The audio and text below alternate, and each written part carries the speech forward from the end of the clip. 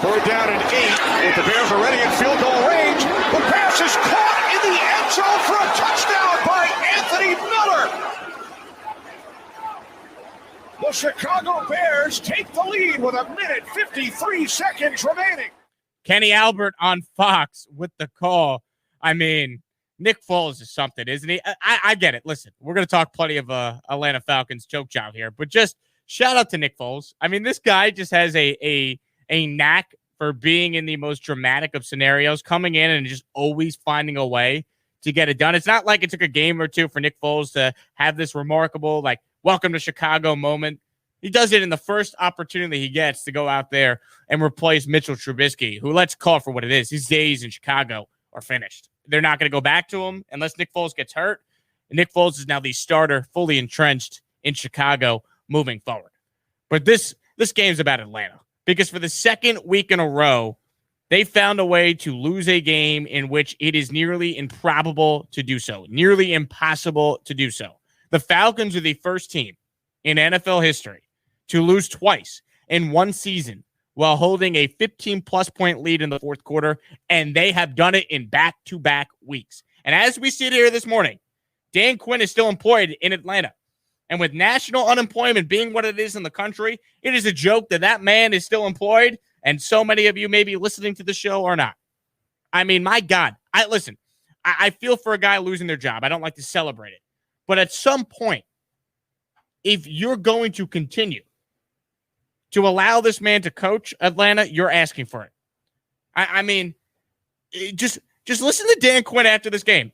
I mean, talk about the understatement of the century. He goes, it's been kind of a rough 2 weeks for us.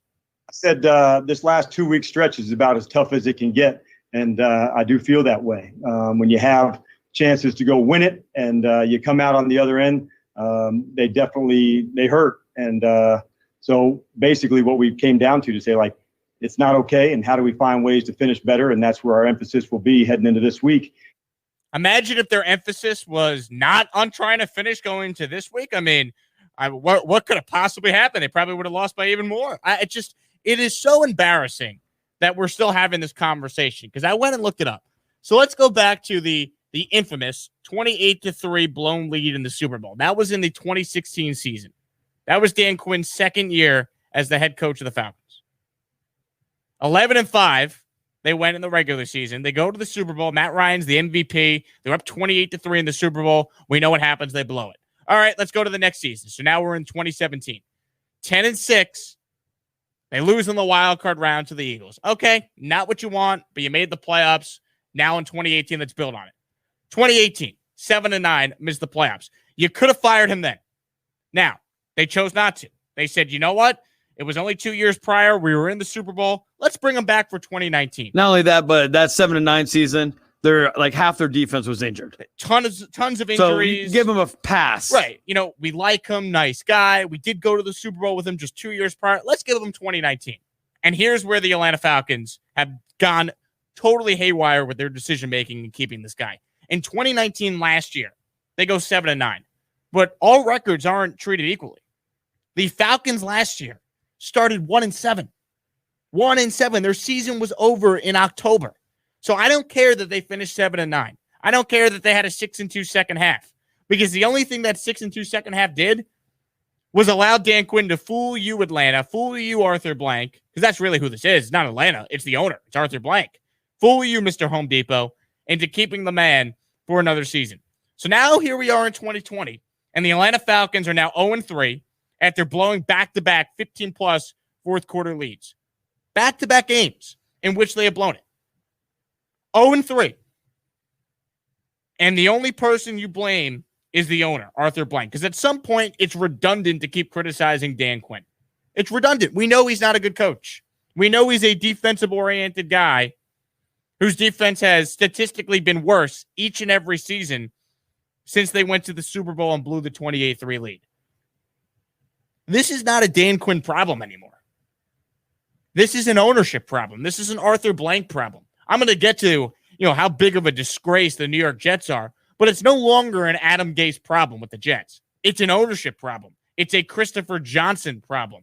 At some point, your owners need to be held accountable for trotting out the exact same thing and expecting a different result.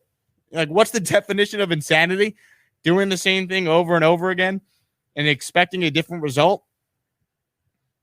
If you're a Falcon fan and expecting anything different with Dan Quinn coaching your team, that's on you. And the responsibility for this collapse yet again falls with the owner. That's who this falls on. I mean, it's a joke when you hear Dan Quinn talking about how they need to emphasize closing out games. Yeah. You mean what every NFL team tries to do? Get a lead and hold on to it? It's terrible. And the Falcons should be 2-1, and instead they're sitting there 0-3. When Dan Quinn, you could have made the argument, as we laid out for you, that Dan Quinn should have been gone 2 years ago after that 2018 season when they went 7-9 and missed the playoffs.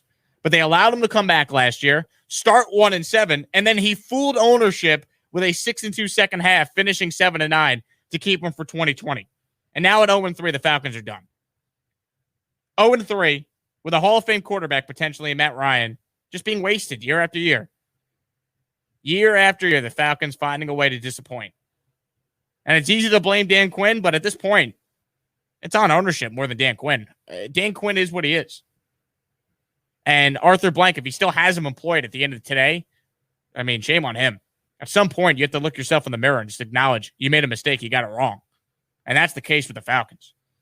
And to the Bears' credit, by the way, speaking of acknowledging you made a mistake, the Bears going to Nick Foles is the right decision. Yeah, you could say, oh, well, they had such a short leash on Trubisky, but the reality is the leash was short to begin with. The Bears weren't this great team because they started 2-0. They should have lost week 1 to the Lions if DeAndre Swift holds on to a pass in the end zone that would have won the game. And they played the Giants, who might be the worst team in the NFL outside of arguably the Jets, last week, and they didn't look impressive in that game. And Trubisky didn't play well in that game. So you know what? Nick Foles was brought in to eventually replace Trubisky. And I bet if there was a normal offseason and we had preseason games, that Foles would have done it before the year even started. But now you get the added benefit of making the quarterback change, and now you're 3-0. So it's actually the ideal scenario for Chicago. Your team's undefeated. You have 3 wins in the tank already. And now you allow Nick Foles to be the guy, and he comes in right away. And yeah, it's the Atlanta Falcons, but Nick Foles looked really good. Completed 16 to 29 passes, had a quarterback rating of 95.2. We knew this was coming, but I think the fact that this happened so early, but somehow the Bears are actually 3-0, if you're going to make a change, this was about as good of a scenario as you can have it for Chicago. All right, a lot still to do. I mentioned the Jets. They are an embarrassment. More on them coming up next.